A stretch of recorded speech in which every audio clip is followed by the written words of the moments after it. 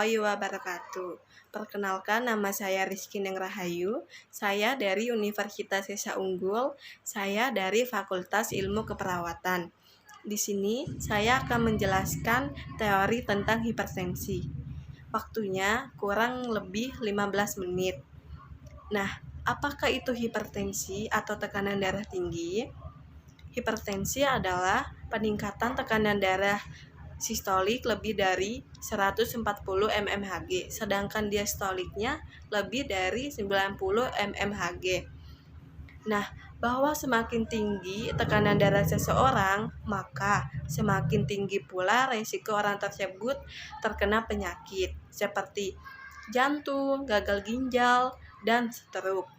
Awal mula dari semua penyakit ini yaitu kehilangan keseimbangan. Ketika tekanan darah tinggi naik, maka seseorang akan mengalami kesulitan berjalan karena tengkuk, leher, punggung akan terasa berat dan pegal.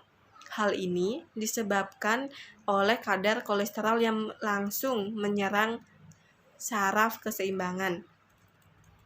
Nah, dikatakan darah normal jika sistoliknya 120 sampai 129 mmHg, diastoliknya 80 sampai 84 mmHg. Hipertensi ada 4 macam. Yang pertama, hipertensi ringan itu sistoliknya 140 sampai 159 mmHg, diastoliknya 90 sampai 99 mmHg. Hipertensi sedang sistoliknya 160 sampai 179 mmHg. Diastoliknya 100 sampai 109 mmHg. Hipertensi berat sistoliknya itu 180 sampai 209 mmHg.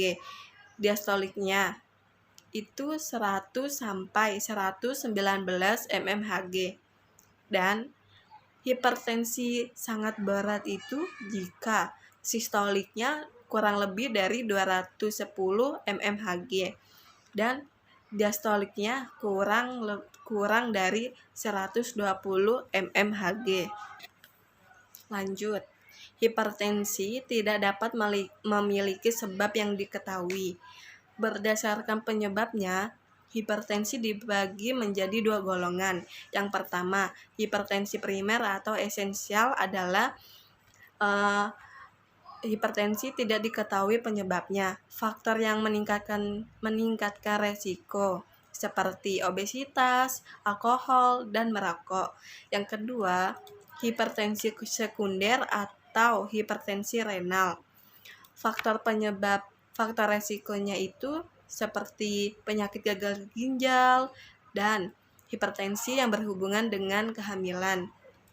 Faktor resiko yang terjadi adalah yang pertama, usia. Pada laki-laki usia lebih dari 45 tahun, sedangkan pada wanita usia lebih dari 55 tahun.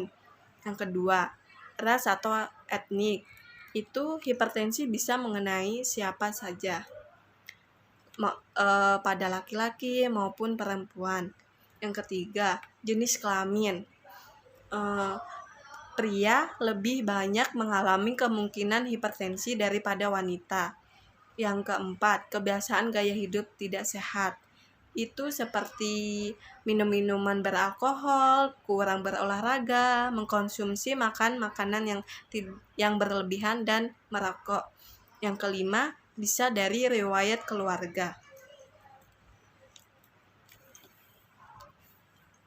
Lalu, cara mengatasi hipertensi itu bisa berhenti merokok, pertahankan gaya hidup sehat, olahraga yang teratur, batasi konsumsi alkohol, diet garam, serta pengendalian berat badan.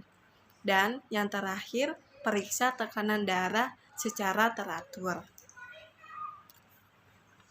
Di sini ada 5 acuan keperawatan. Yang pertama itu ada diagnosanya nyeri akut berhubungan dengan peningkatan tekanan vaskuler, serebral, dan iskemia. domainnya 12, kelasnya 1, kodenya 00132. NOC atau intervensinya itu tindakan yang dilakukan perawat dalam waktu 2 kali 24 jam, diharapkan masalah dapat teratasi dengan kriteria hasil. Yang pertama pain level, yang kedua pain control, yang ketiga confirm level. Nah, yang pertama itu mampu mengontrol nyeri atau mengetahui penyebab nyeri, mampu menggunakan teknik non-farmakologi untuk mengurangi nyeri dan mencari bantuan, melaporkan bahwa nyeri berkurang dengan menggunakan manajemen nyeri. Yang ketiga, pasien mampu mengenali nyeri, skala, intensitas, frekuensi, dan tanda nyeri.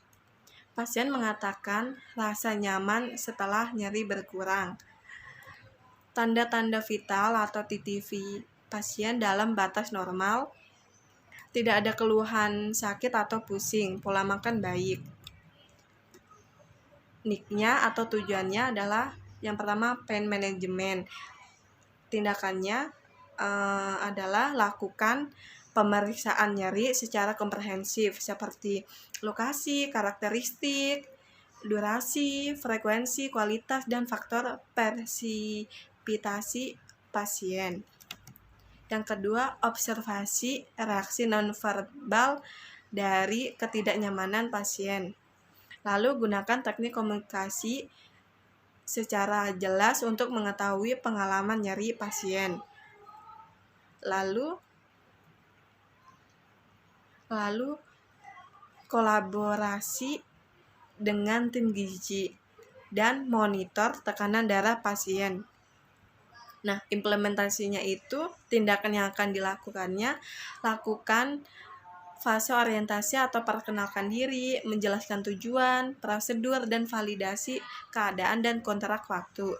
Kaji rasa nyaman pasien, gunakan bahasa yang mudah dipahami, respon nyeri pasien, dan cuci tangan, dan mengobservasi keadaan umum pasien. Lalu yang kedua, diagnosanya kelebihan volume cairan, domain 02, kelas 5, kode 0026. Setelah dilakukan tindakan 2 kali 24 jam, masalah dapat teratasi dengan yang pertama, NOC-nya atau intervensinya itu terbebas dari luka, bunyi nafas bersih, lalu terbebas dari kelelahan dan kecemasan, dan menjelaskan indikator kelebihan cairan. Lalu NIC-nya atau tujuannya itu pertahankan catatan intake dan output yang akurat, pasang urin kateter, kaji lokasi dan luas luka, monitor status nutrisi, dan kolaborasi dengan dokter. Yang implementasinya itu yang pertama kaji intake dan output yang akurat, kaji urin kateter, kaji lokasi dan luas luka, monitor makanan, monitor status nutrisi, dan kolaborasi dengan dokter. Yang ketiga, intoleransi aktivitas berhubungan dengan kelemahan, ketidakseimbangan suplai dan kebutuhan oksigen, domain 4, kelas 4, kode 0092. Setelah dilakukan 2 kali 24 jam, diharapkan masalah dapat teratasi dengan kriteria hasil. Yang pertama, pasien mampu melakukan aktivitas sehari-hari, tanda-tanda vital pasien normal. Lalu, pasien mampu berpindah tempat dengan atau tanpa alat bantuan. NIC-nya atau tujuannya itu kolaborasikan dengan tenaga rehabilitas medik dalam merencanakan program terapi. Lalu bantu pasien untuk memilih aktivitas sesuai dengan kemampuan fisik, psikologis, dan sosial. Bantu pasien untuk mendapatkan kursi roda, bantu untuk mengidentifikasi aktivitas yang disukai, bantu pasien untuk membuat jadwal latihan di waktu luang. Implementasinya kaji skala nyeri, kaji pemberian obat, observasi pasien untuk tetap melakukan napas dalam pada saat nyeri, dan kaji tanda-tanda vital. Lalu yang keempat, defisiensi pengetahuan berhubungan dengan ketidaktahuan penyakit domain 5, kode 00126, kelas 4. Nah, setelah dilakukan tindakan keperawatan 2x24 jam dengan kriteria hasil.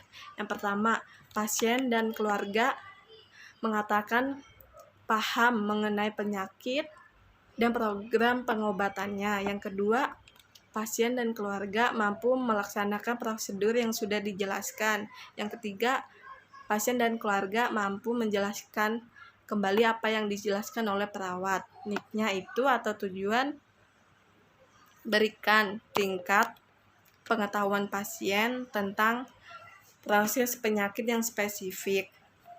Jelaskan patofisiologi penyakit dan bagaimana hal ini berhubungan dengan anatomi fisiologis dengan cara yang tepat. Gambarkan tanda dan gejala yang biasanya muncul pada penyakit tersebut dengan cara yang tepat. Lalu, diskusikan perubahan gaya hidup yang mungkin diperlukan untuk mencegah adanya komplikasi. Nah, implementasinya itu yang pertama, kaji nilai tingkat pengetahuan pasien tentang proses penyakit, kaji patofisiologi penyakit, kaji tanda dan gejala penyakit pasien, kaji identifikasi penyebab penyakit pasien, dan kaji gaya hidup pasien untuk mencegah komplikasi penyakit pasien. Yang kelima, diagnosanya itu ansietas, domain 09, kelas 2, kode 00146. Setelah dilakukan tindakan keperawatan 2x24 jam, masalah dapat teratasi dengan kriteria hasil. Yang pertama, pasien mampu mengidentifikasi dan mengungkapkan gejala cemas. Lalu, pasien mampu mengidentifikasi dan mengungkapkan teknik untuk mengontrol cemas dan tanda-tanda vital pasien dalam batas normal, postur tubuh, ekspresi wajah, dan bahasa tubuh dan tingkat aktivitas menunjukkan berkurangnya kecemasan. Dan NIC atau tujuannya itu yang pertama, gunakan pendekatan untuk menenangkan kondisi pasien. Yang kedua, katakan dengan jelas harapan pasien. Yang ketiga, jelaskan semua prosedur dan apa yang dirasakan selama prosedur pada pasien. Yang ketiga, pasien mampu memahami perspektif terhadap situasi stres. Temani pasien untuk memberikan keamanan dan mengurangi rasa takut. Dorong keluarga dan anak untuk menemani pasien. Implementasinya itu ada melakukan pendekatan pada pasien, kaji harapan pasien, mengobservasi semua prosedur, dapat memahami perspektif pasien, dan kaji rasa nyaman dan aman pada pasien, dan dorong keluarga untuk menemani pasien. Sekian dari saya, kurang lebihnya mohon maaf. Wassalamualaikum warahmatullahi wabarakatuh. 谢谢